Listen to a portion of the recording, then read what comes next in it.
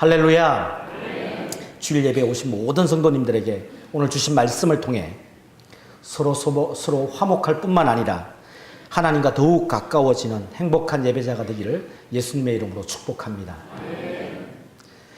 자식을 키워본 부모라면 자식들에게 기대하고 바라는 것이 참 많이 있습니다. 어릴 때에는 건강하게만 자라달라고 이렇게 작은 바람으로 시작을 하지만 자녀가 이제 학교에 들어가게 되면 이렇게 기도가 바뀌죠. 머리가 될지언정 꼬리는 되지 말게 해달라고 기도가 바뀝니다. 그렇게 해서 유명한 대학을 졸업하고 나오면 기도 제목이 더 커집니다. 하나님, 뭐니 해도 돈을 잘 벌 수 있는 대기업과 같은 남부럽지 않게 살 수 있는 그런 대기업에 꼭 취업하게 해달라고 간절하게 기도합니다. 그렇게 해서 좋은 대학에 취업하고 나면 기도 제목이 더 커집니다. 유명한 가문에 출중한 남자와 여자를 만나서 행복한 가정을 꾸릴 수 있도록 주님 꼭 도와달라고 그렇게 기도합니다. 그러나 인생을 마무리하는 이제 하나님 품에 안길 날이 얼마 가까워지지 않으면 기도의 제목이 아주 단순해지고 작아지는 것을 보게 됩니다. 간단해지는 것을 보게 됩니다. 그것은 바로 무엇이냐 하면 형제들끼리 우애 있게 지내라. 윗어른을 존경하고 아랫사람을 너그럽게 대하라. 모든 이웃들과 더불어 화목하게 지낼 것을 당부하는 부모님들의 바람을 보게 됩니다. 하나님의 마음도 이와 다르지 않을 것 같습니다. 하나님께서 우리에게 크게 대단한 일을 하라고 원하고 바라시는 것보다는 믿는 사람들끼리 또 주변에 믿지 않는 사람들끼리 화해하고 서로 사랑하고 아껴주고 소중하게 여기며 살아갈 것을 간절하게 부탁하고 있는지도 모르겠습니다. 하나님께서 여러 가지 말씀 가운데서 가장 우리에게 반복해서 들려주시는 말씀은 바로 무엇이냐면 서로 내 자신과 같이 내 몸과 같이 많은 사람들을 사랑할 것을 간곡하게 부탁하고 있습니다. 제가 오늘 설교를 준비하면서 제 자신이 많이 부끄러웠습니다. 마음도 많이 무거웠습니다. 이런 말씀을 전할 자격이 도무지 없기 때문이었습니다. 그래서 두렵고 떨리는 마음으로 이 자리에 서게 되었습니다. 특별히 오늘 말씀 제목처럼 이렇게 화목하라 라는 말씀을 준비하는데 내내 성령님께서 내가 그동안 최근에 마음 불편하게 한 사람을 머릿속에 계속 떠오르게 하셨습니다. 핸드폰을 만지작 앞으로 뒤집었다 뒤로 뒤집었다 화장실로 한번 갔다 왔다가 크게 숨도 한번 몰아쉬었다가 용기를 내어서 전화를 했습니다. 그분이 전화를 받자마자 뭐라고 대답을 하셨을까요? 이렇게 대답을 하셨습니다. 왜 전화하셨습니까? 라고 물으셨습니다. 그래서 조금 멈칫했습니다. 곧바로 지난번 그 일로 제가 마음 상하게 해드린 것 같아 너무 죄송합니다 라고 정중하게 사과를 드렸습니다. 그랬더니 너무나도 흔쾌히 제 마음을 받아주셨습니다. 오히려 감사하다고까지 하셨습니다. 또한 어떤 분은 자신도 부족한 점이 있었다라고 사과까지 하였습니다. 처음 전화 받을 때는 어색했는데 할 때는 밝은 목소리로 인사할 수가 있었습니다. 이처럼 화목하라는 말씀에 그저 순종했을 뿐인데 놀라운 일을 일어난 것을 보게 됩니다. 우리 서로에게 다시 한 번 더 인사했으면 좋겠습니다. 최선을 다해 화목합시다. 모든 사람과 더불어 화목합시다. 그것이 저에게도 좋고 건강에도 좋고 모든 사람에게도 좋은 것입니다. 오늘 말씀 14절은 이렇게 시작합니다. 너희를 박해하는 자를 축복하라. 여기에서 박해하는 자가 어떤 사람입니까? 17절에는 악이다 말하고 20절에는 원수라고 말하고 있습니다. 로마 시대를 배경으로 하고 있는 본문은 기독교인의 박해가 극심했던 시대를 반영하고 있습니다. 기원 후 313년까지 숱한 그리스도인들이 다양한 방식으로 처참하게 순교를 당해야만 했습니다. 그런데 그때는 자기 목숨까지도 자기 생명까지도 아까워하지 않고 박해하는 자들, 악한 자들, 원수 같은 자들을 위하여 기도하며 그들에게 복음을 전거하며 꽃잎처럼 자신의 생명을 다하여 원수를 사랑하였던 것을 보게 됩니다.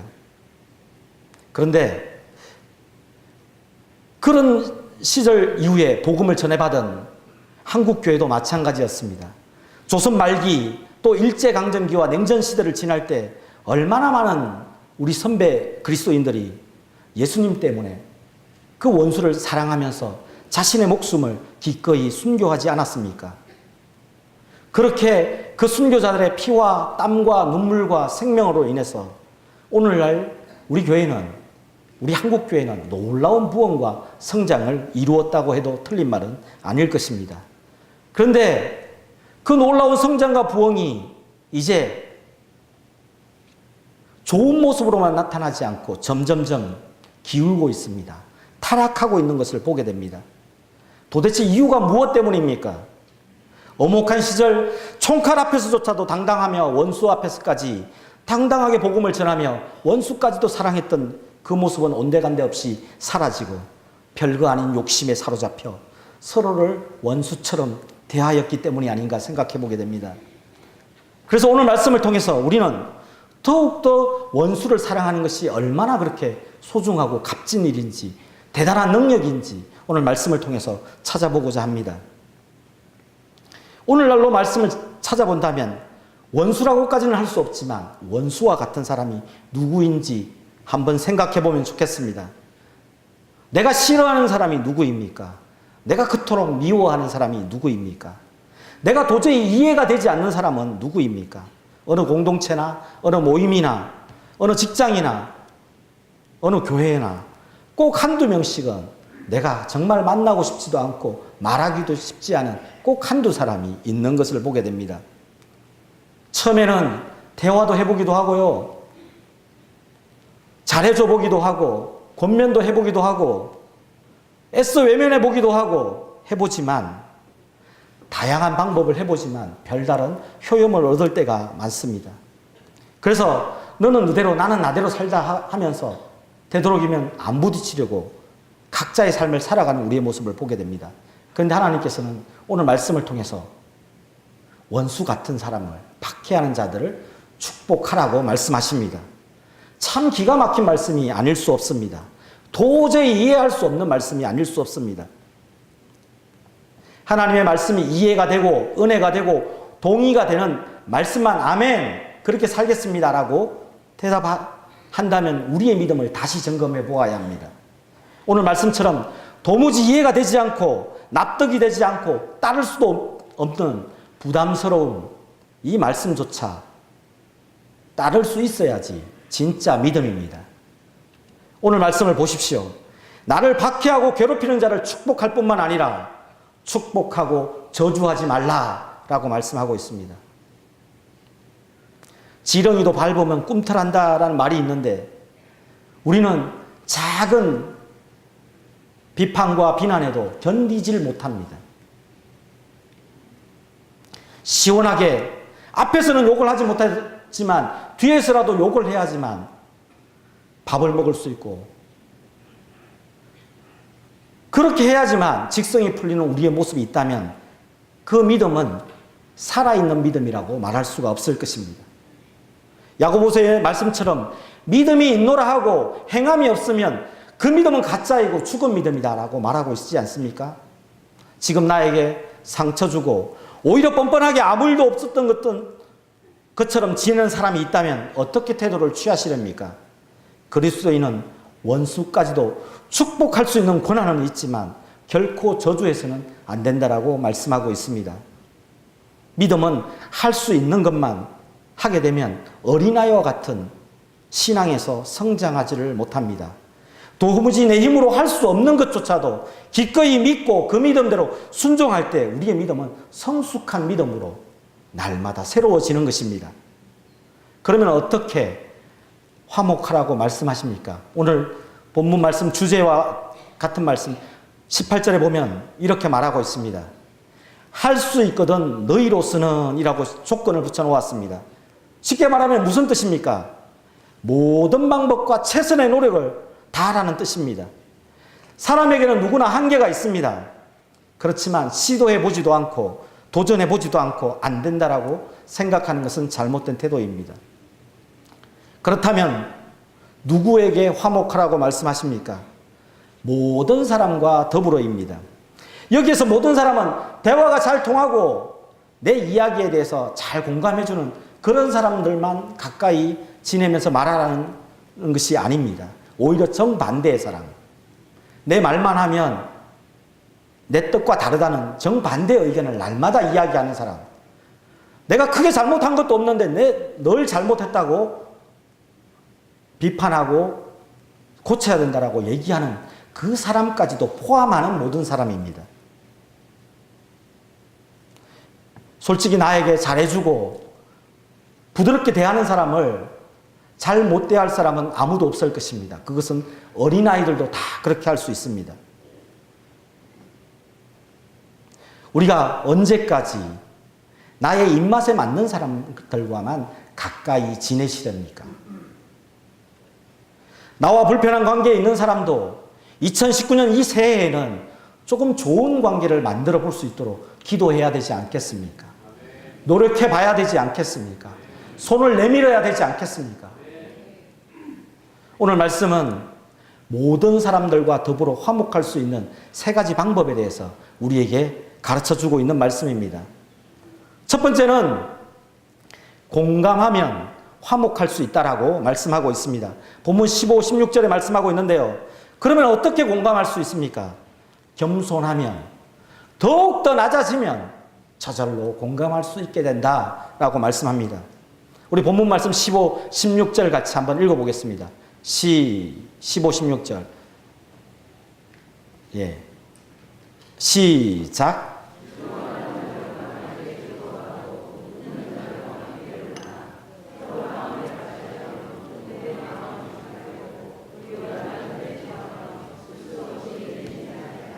아멘.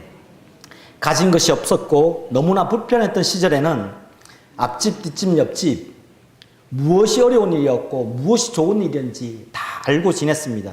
그래서 좋은 일이 있으면 같이 함께 잔치를 벌여주었고 슬픈 일이 당하면 기꺼이 찾아가서 오랜 시간을 함께하는 일들이 다반사였습니다.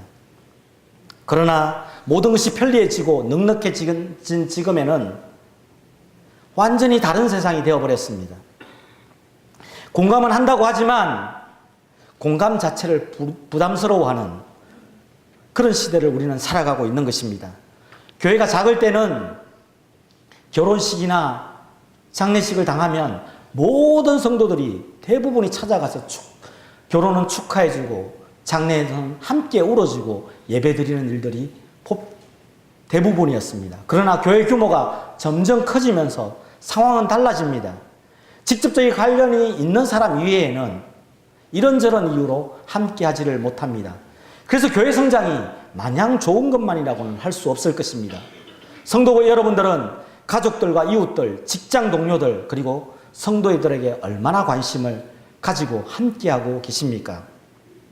우리가 살아가는 현대사회는 바쁘다는 명분 때문에 서로에 대해서 무관심해도 괜찮은 비인간적인 사회를 우리는 살아가고 있습니다.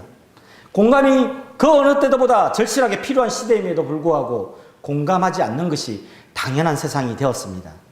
무관심이 서로에게 예의가 되어버렸습니다. 제가 오래전에 읽었던 멀리 가려면 함께 가라는 그 책에 보면 재미있는 이야기 한 토막이 소개되어 있습니다. 외국계 금융회사에 몇 차례 대표 후보로 올랐던 사람이 번번이 탈락하고 그것 때문에 가슴 아파했던 임원이 한 명 있었습니다. 자신의 실적과 능력으로 보면 대표가 되는 영순이었는데 번번이 떨어지니까 본사에다가 가서 자신의 억울함을 호소하였다고 합니다. 그런데 본사의 답변이 뜻밖이었습니다. 당신은 실력과 능력은 탁월하지만 리더가 되기에는 여러모로 부족합니다 라고 이야기했다는 것입니다. 도대체 그 이유가 무엇입니까? 라고 물어보니까 그 부족한 이유에 대해서 조목조목 설명을 해 주었다고 합니다. 근데 그 내용이 참으로 의외입니다.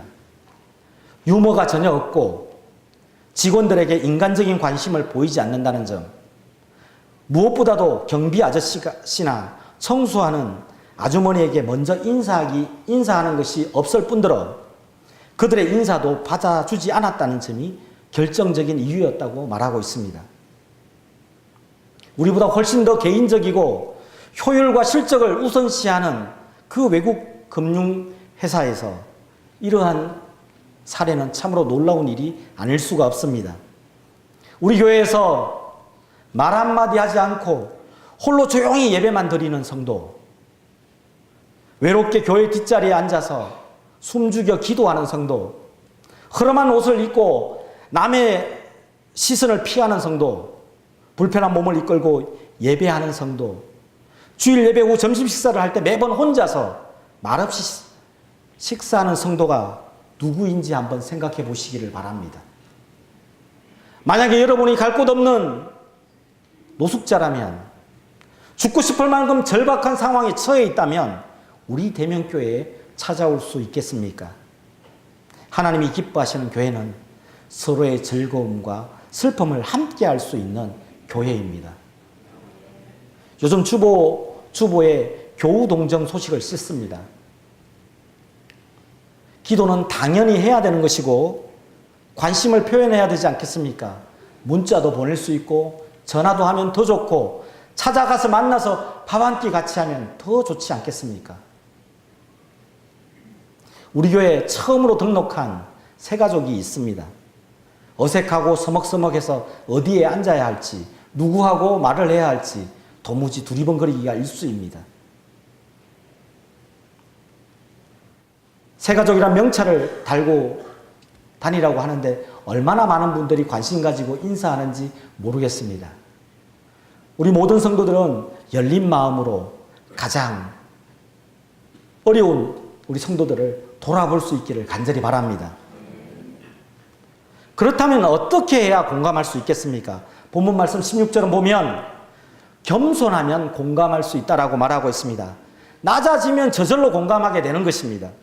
반대로 높아지면 결코 공감할 수가 없습니다. 주변을 한번 둘러보십시오. 잘난 체 하는 사람들이 어디를 가나 꼭 있습니다. 그러면 그 사람들을, 주변 사람들은 어떻게 대합니까? 그냥 놔두는 것입니다. 어떻게 할 수가 없기 때문입니다. 제풀에 지칠 때까지 기다릴 수밖에 없습니다.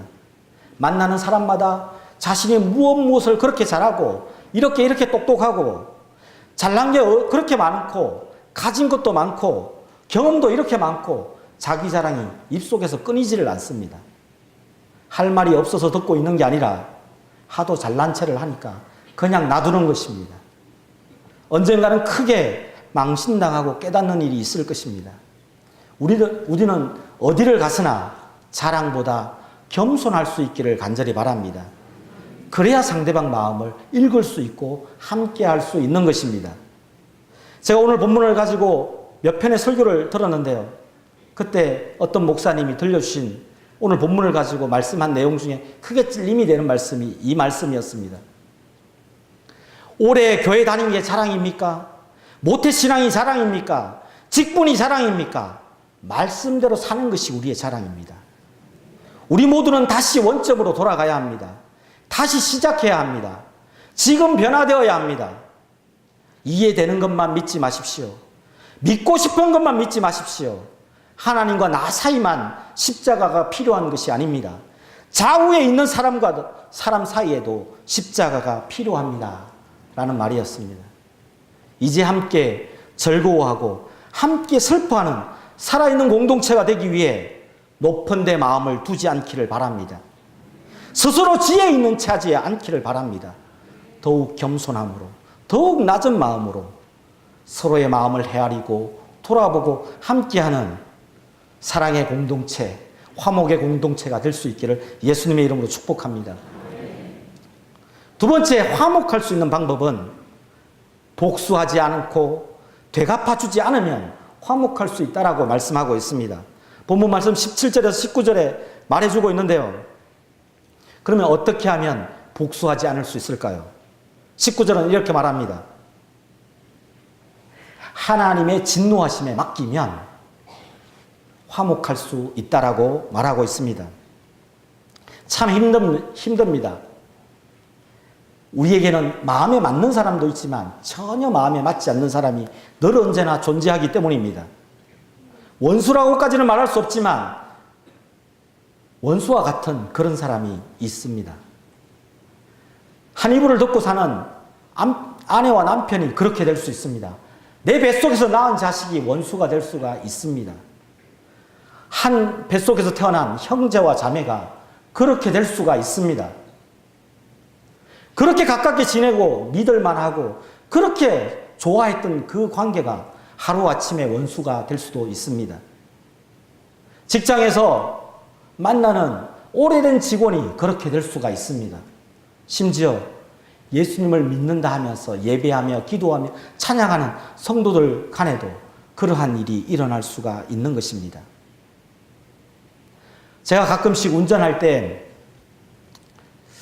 다른 때는 저희 아내와 잘 안 다투는데 운전할 때는 종종 다툽니다. 왜냐하면 생각하는 것보다 몸이 자동으로 움직이기 때문입니다. 그래서 저에게 정색하면서 아주 호되게 나무랍니다. 그러면 저는 태연하게 이렇게 말합니다. 교통의 원활한 흐름을 위해서 불가피했다고 꼭 이렇게 말을 합니다. 저의 모습은 바른 모습이라고 말할 수 없습니다. 신앙이 있다라고 목회자라고 말하는 허울만 있을 뿐입니다. 솔직히 우리에게 맡겨진 일을 하면서 의견이 다르고 갈등할 때 상대방의 의견을 귀담아주면 들어주면 얼마나 좋겠습니까? 그런데 내 의견이 맞다고 고집을 부리는 모습이 참 많습니다. 그렇다면 이것 또한 그 믿음은 가짜입니다.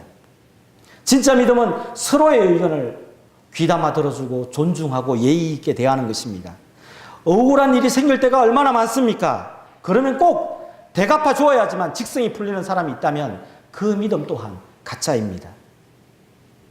진짜 믿음이 있는 사람은 되돌려주고 되갚아 주는 것이 아니라 참는 것입니다. 그것도 오래오래 참는 것입니다. 참는 것으로 끝나지 않고 기도함으로 하나님께 맡기는 것입니다. 마태복음 11장 28절에 보면 수고하고 무거운 짐진 자들아 다 내게로 오라 내가 너희를 쉬게 하리라 예수님께서 말씀하셨습니다. 기꺼이 억울한 마음, 답답한 마음, 원통한 마음을 하나님께 맡길 수 있기를 바랍니다. 그러면 예수님께서 우리에게 쉼을 얻게 하실 것입니다. 그 억울한 마음을 짊어지면 짊어질수록 잠을 이루지를 못하실 것입니다. 입맛이 사라지게 될 것입니다. 고통스러워서 견딜 수 없게 될 것입니다. 선택은 우리에게 달려있는 것이죠. 민수기 12장에 보면 모세가 뒤늦게 이방 여인과 여인을 아내로 맞이해서 결혼하게 됩니다. 그런데 그 누나 미리암이 주동하여서 모세를 막 비방하게 됩니다. 그런데 그 내용이 비방하는 내용이 좀 이상합니다. 민수기 12장 2절에 보면 이렇게 말하고 있기 때문이죠. 하나님께서 모세 너만 말씀하셨느냐? 우리와도 말씀했다라고 이야기를 합니다. 무슨 말입니까? 그것은 민수기 11장 내용을 알아야 합니다. 민수기 11장 내용에는 보면 이스라엘 백성들이 만나만 먹다가 너무 그 만나 맛에 실정이 느껴져서 고기 좀 먹고 싶다라고 떼를 쓰면서 모세에게 불평하고 원망했습니다. 그래서 모세가 하나님 저 죽고 싶습니다라고 힘들게 토로했을 때 그에게 70명의 장로를 세우게 해서 모세를 돕도록 했던 이야기가 11장에 소개되어 있습니다. 미리암과 아론이 모세를 불평하고 원망했던 이유는 다른 것이 아니라 자신의 허락도 받지 않고 자신의 뜻대로 70명의 장로를 세웠던 것에 대한 불만과 시기와 질투였기 때문입니다. 그러나 모세는 그것에 대해서 아무런 반응을 보이지 않습니다. 그래서 하나님께서 민수기 12장 3절에 이렇게 말합니다. 이 사람 모세는 온유함이 지면의 모든 사람보다 더하다라고 말씀하시면서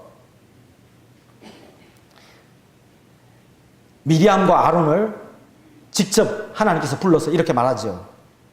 선지자들과 너희들은 내가 환상과 꿈을 통해서 그냥 목소리로만 너희들에게 말씀했지만 이 모세는 내가 내 형상을 보여주었고 그와 대면하여 말하였다라고 이야기하면서 너희가 어찌하여 내 종 모세를 비방하기를 두려워하지 아니하느냐라고 말씀하였던 것입니다. 이 말씀이 마치자마자 비방을 주동했던 미리암은 나병에 걸리고 7일 동안 진영 밖으로 쫓겨나는 신세를 맞이하고 말았습니다. 다윗을 보십시오. 사울왕이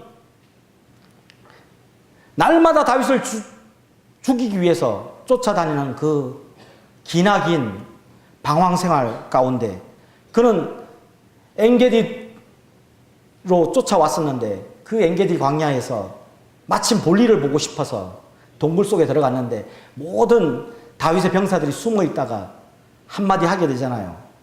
하나님께서 주신 절호의 기회입니다. 한 번에 끝낼 수 있습니다. 고생 끝 행복 시작할 수 있습니다.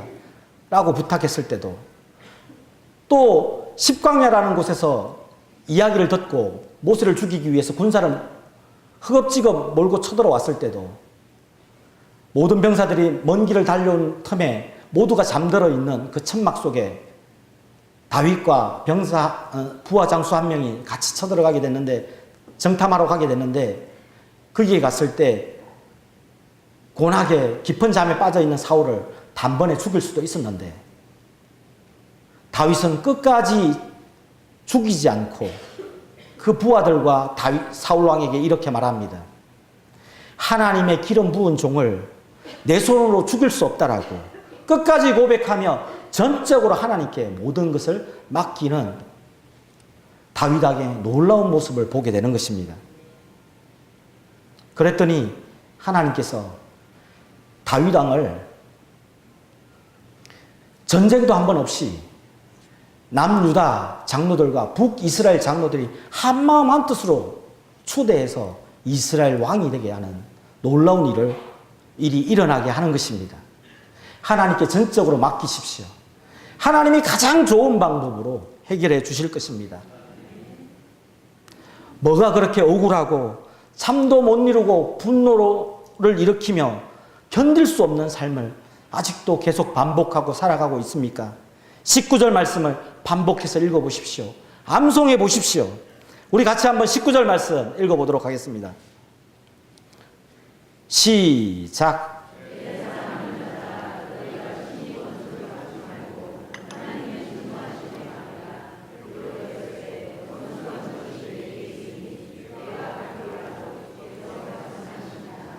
아멘. 하나님께 맡길 수 있을 때 하나님께서 그 문제를 풀어주시는 줄로 믿습니다. 그렇다면 왜 하나님께 맡기지 못할까요? 그 이유는 간단합니다. 하나님을 신뢰하지 못하기 때문입니다. 내 방법, 내 생각을 더 신뢰하기 때문입니다. 어떤 분은 이렇게 말할 수도 있을 것입니다. 정말 하나님께 맡겼다면 하나님께서 심판하시지 않겠습니까? 라고 이야기할 수도 있을 것입니다. 이것은 하나님에 대한 불신입니다. 하나님은 천지를 창조하셨을 뿐만 아니라 나의 태어날 때부터 지금의 삶, 원수와 같은 사람의 지금까지의 삶도 모두 다 알고 계시는 분이십니다. 그래서 하나님께 전적으로 맡길 때 하나님께서 가장 좋은 방법으로 협력하여 선을 이루게 하시는 것입니다. 17절 말씀도 동일한 말씀이지요. 아무에게도 악을 악으로 갚지 말고 모든 사람 앞에서 선한 일을 도모하는 것이 바로 하나님께 맡기는 것입니다. 이런 모습이 바보처럼 보일 수 있습니다. 힘이 없어서, 방법이 없어서 당하는 게 아닙니다. 그저 참고 기다리는 것이 아닙니다. 우리 안에 성령님이 계시기 때문입니다. 우리 안에 믿음이 있기 때문입니다. 이제 선택은 우리에게 달려 있습니다. 복수하지 말고 대갚아 주려고 하지도 말고 하나님을 전적으로 신뢰함으로 하나님께 맡길 수 있기를 간절히 바랍니다. 그러면 이후에 지금 당장은 방법이 찾아 보이지 않고 어떻게 해야 할지 실타래처럼 엉켜있지만 나중에 하나님께서 가장 좋은 방법으로 협력하여 선을 이루게 하실 줄로 믿습니다. 세 번째 방법은 서로 화목할 수 있는 방법은 원수와 같은 사람을 적극적으로 도우라고 말씀하고 있습니다. 어떻게 원수를 도울 수 있을까요? 20절, 21절에 보면 지금은 당장 참는 것이지만 조금 더 멀리를 바라보게 되면 도와주게 된다는 것이죠. 그렇게 도와주게 되면 원수는 부끄러움을 느끼게 되고 자신의 죄를 발견하게 되고 변화될 수 있는 기회를 제공하게 된다는 것입니다. 원수에게 복수하지 않는 것도 모자라서 어떻게 적극적으로 원수의 형편을 도와주라는 것입니까? 우리에게 한계는 분명하게 있습니다. 적극적으로 도와주지 않고 도와주어야 복수하지 않게 되는 것입니다. 거꾸로 말하면 도와주게 되면 그 형편을 잘 살피게 되면 복수하는 것이 아니라 이해하게 되고 용납하게 된다는 말입니다.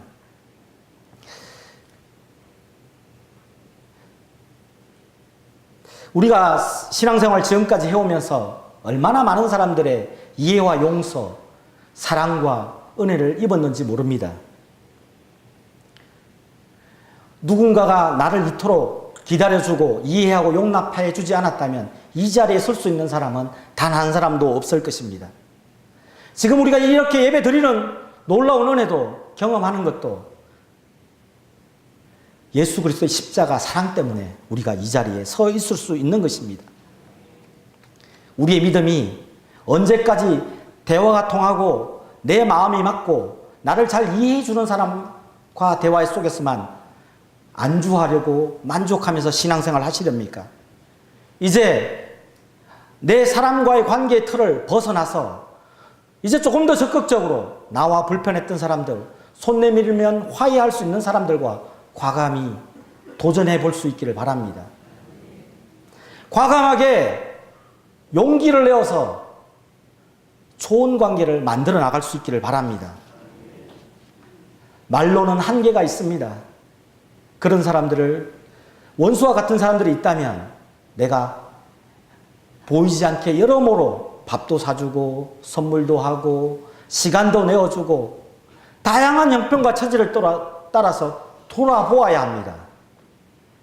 그러면 반드시 좋은 날이 오게 될 것입니다. 우리의 모습이 원수 같은 사람을 계속 미워하는 삶으로 살아간다면 다람쥐 쳇밟기 돌듯이 우리의 삶은 계속적으로 악에게 지는 삶으로 끌려다니게 될 것입니다. 사단에게 날마다 패배하는 삶 가운데 전전긍긍하며 살아갈 수밖에 없을 것입니다. 선으로 악을 이기는 삶을 살아가기 위해서는 나와 어려운 관계에 있는 사람들, 대립되어 있는 관계에 있는 사람들과 어떤 형태로든 최선을 다하여 그를 도와야 하는 것입니다. 예수님께서는 그 십자가상에서 손가락질하고 옷을 다 벗기고 모욕을 주고 침뱉음을 하고 심지어 당신이 하나님의 아들이라면 내려와서 보라고 그렇게 큰 소리를 치면서 그를 모욕하셨을 때도 예수님은 그에 대해서 한마디도 대꾸하지 않으시고 처음 십자가상에서 이렇게 말씀하셨습니다. 아버지여, 저들이 하는 것을 저들이 알지 못하나이다. 저들의 죄를 용서하여 주옵소서라고 기도하지 않으셨습니까? 왜 이렇게까지 원수까지도 사랑해야 하는 것입니까? 그래야 그 원수가 주께로 돌아오기 때문입니다. 동일하게 같이 상대적으로 반응하게 되면 나도 죽고 상대방도 죽게 되는 것입니다. 오늘 20절 하반절에 보면 원수를 사랑하면 숯불을 그 머리에 쌓아 놓는 것과 같다라고 말하고 있습니다. 쉽게 말하면 견딜 수 없는 부끄러움을 맛보게 된다는 것입니다. 사람들에게는 누구에게나 하나님의 형상을 닮은 양심이라는 게 있습니다. 원수까지도 사랑하면 그 사람이 그 사랑으로 인해서 부끄러움을 경험하면서 주께로 돌이키는 놀라운 회개의 역사가 일어나기 때문입니다. 이것이 바로 악에게 지지 않으며 선으로 악을 이길 수 있는 놀라운 승리입니다. 완벽한 승리는 십자가로 이기는 것입니다. 내 지식과 경험, 재능과 방법으로는 결단코 원수를 이길 수가 없습니다. 사랑하지 않으면 악에게 질 수밖에 없지만 예수님의 십자가의 사랑으로 나아가면 나아갈수록 반드시 악은 물러가게 되어 있는 것입니다. 말씀을 정리합니다. 더욱 겸손함으로, 더욱 낮아짐으로 공감할 수 있기를 바랍니다. 복수하지 말고 더욱더 하나님께 전적으로 맡길 수 있기를 간절히 바랍니다.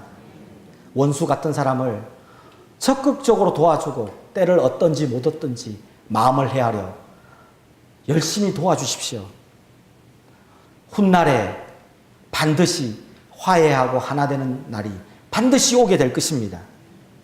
화목함으로 더 행복한 신앙생활, 너무너무 좋은 신앙생활을 회복함으로 하나님께 영광 돌리고 많은 사람들에게 예수님의 사랑을 증거하는 화목한 신앙생활을 이어갈 수 있기를 예수님의 이름으로 축복합니다. 기도하겠습니다.